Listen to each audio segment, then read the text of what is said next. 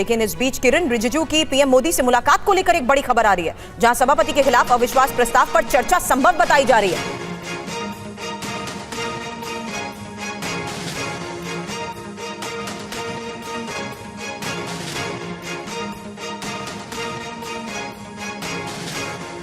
तो इस वक्त एक और बड़ी खबर आ रही है, जहां विश्वास प्रस्ताव को देखते हुए ये बैठक बहुत महत्वपूर्ण भी मानी जा रही है। क्या हमारे सहयोगी आनंद प्रकाश पांडे इस वक्त हमें ज्वाइन कर चुके हैं। किरण रिजिजू और प्रधानमंत्री नरेंद्र मोदी की हो रही मुलाकात के बारे में फिलहाल आनंद, क्या खबर? बिल्कुल, संसदीय कार्य मंत्री किरण रिजिजू जो है वो प्रधानमंत्री नरेंद्र मोदी से संसद भवन में जो प्रधानमंत्री का ऑफिस है वहां पे मुलाकात कर रहे हैं।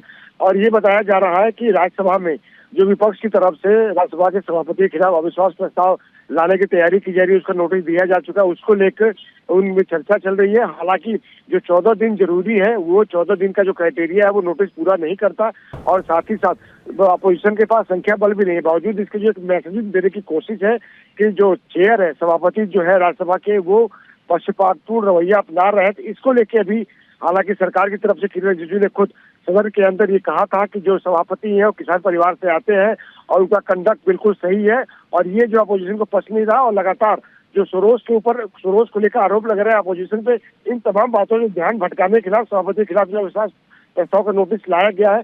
तो ऐसे में सत्ता पक्ष और विपक्ष दोनों एक दूसरे के खिलाफ राज्यसभा में लामबंद है, और यही वजह है कि आगे बात कैसे बढ़े, गाड़ी आगे कैसे बढ़े, चर्चा कैसे शुरुआत हो और कैसे गतिरोध खत्म हो, इसको लेके भी बताया जा रहा है कि दोनों के बीच प्रधानमंत्री और संसदीय कार्य मंत्री किरण रिजिजू के बीच चर्चा हो रही है। शुक्रिया, नजर बनाए रखें, आगे इस बारे में आपसे अपडेट लेंगे। लेकिन इस बीच बता दें, राज्यसभा में किरण रिजिजू की तरफ से क्या कहा गया। विपक्ष ने सदन की गरिमा गिराई है, सभापति के खिलाफ नोटिस शर्मनाक, कांग्रेस देश विरोधी ताकतों के साथ है, कांग्रेस सोरोस का क्या रिश्ता है।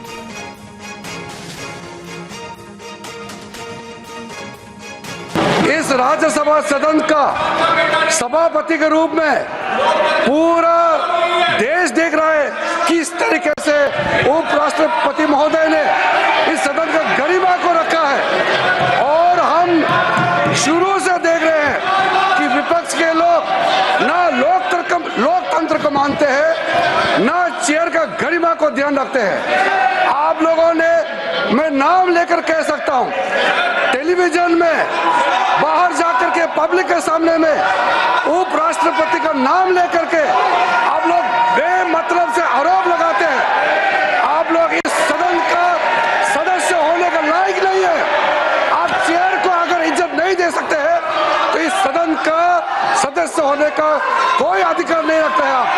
हम लोग सब कसम खा के आए हैं, शपथ लेके आए हैं, इस सदन का सदस्य का और सरकार में मंत्री के रूप में हमने शपथ खाए हैं इस देश का सोवरेनिटी का, इस देश का यूनिटी को रक्षा रखने के लिए हम शपथ लेके आए हैं। उपराष्ट्रपति के पद को, उपराष्ट्रपति का गरिमा को अगर आप लोग अटैक करेंगे तो हम बिल्कुल बचाव करेंगे, और आप लोगों का जो इंटेंशन है इसको हम कामयाब नहीं होने देंगे।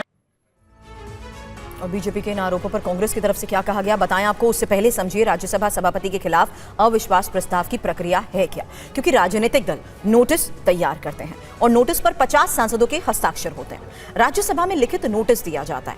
14 दिन पहले प्रस्ताव का नोटिस देना जरूरी और राज्यसभा में प्रस्ताव पारित कराना होता है।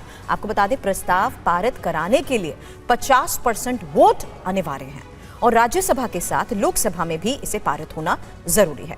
हालांकि लोकसभा में पारित होने के लिए भी 50% वोट चाहिए और लोकसभा में भी प्रस्ताव पारित हुआ तो हटाना संभव। अब बीजेपी के आरोप आपने थोड़ी देर पहले सुने, इस पर कांग्रेस ने क्या जवाब दिया जानिए। सोरोस को लेकर आरोप आधारहीन है, आरोप लगाने से पहले लिखित सूचना नहीं दी। अदानी से जुड़े मुद्दों पर सदन में चर्चा। जॉर्ज सोरोस और सोनिया गांधी के आरोपों को लेकर सरकार लगातार हमलावर है। आप लोग क्यों नहीं मान लेते चर्चा जॉर्ज सोरोस और सोनिया गांधी पर?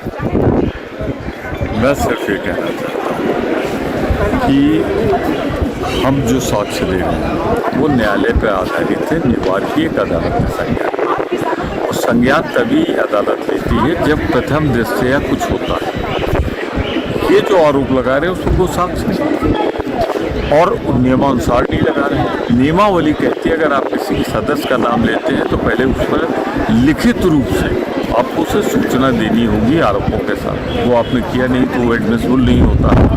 तो मैं निश्चित रूप से कहना चाहता हूँ कि अदालत ने जो संज्ञान लिया है उसमें 23,000 करोड़ रुपए की रिश्वत मोदी सरकार में बैठे लोगों को दी गई। मिनिस्ट्री ऑफ जस्टिस ने समन जारी किया है, उसके बाद भी उसमें चर्चा न कराया जाना आपत्तिजनक है, नियमों के खिलाफ है।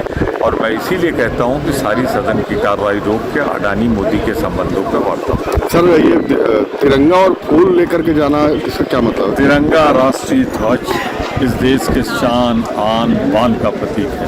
उसे जो दे उसको भी सलूट, जो ले उसको भी सलूट। सर, एक और सवाल है, धनखड़ के खिलाफ आप लोग अविश्वास प्रस्ताव तो ले आए हैं, अब उसके आगे क्या वो चेयर पर फिर भी बैठे हुए हैं, इस पर क्या कहेंगे? मैं फिर उपराष्ट्रपति के प्रति सम्मान व्यक्त करते हुए कुछ नहीं कहना चाहता। ये परंपरा रही है कि जिसके खिलाफ अविश्वास प्रस्ताव हो सामान्यतः वो उस समय नहीं बैठता है जिस समय उस पर चर्चा हो। और जल्द आपको बता दें सभापति पर विपक्ष के आरोप क्या हैं, क्योंकि विपक्षी सांसदों को बोलने का मौका नहीं मिल रहा, ये आरोप लगाया गया। विपक्ष का माइक बंद करवा देते हैं, विपक्ष के किसी मुद्दे को वो तवज्जो नहीं दे रहे, साथ ही सत्ता पक्ष के सांसदों की ज्यादा सुनते हैं। विपक्ष के साथ पक्षपातपूर्ण रवैया अपनाया जाता है। फिलहाल इस पूरे मामले पर आपको बता दें संसदीय कार्य मंत्री किरण रिजिजू की प्रधानमंत्री नरेंद्र मोदी के साथ हो रही है इस वक्त मुलाकात। इस बड़ी खबर पर आगे भी करेंगे आपको अपडेट।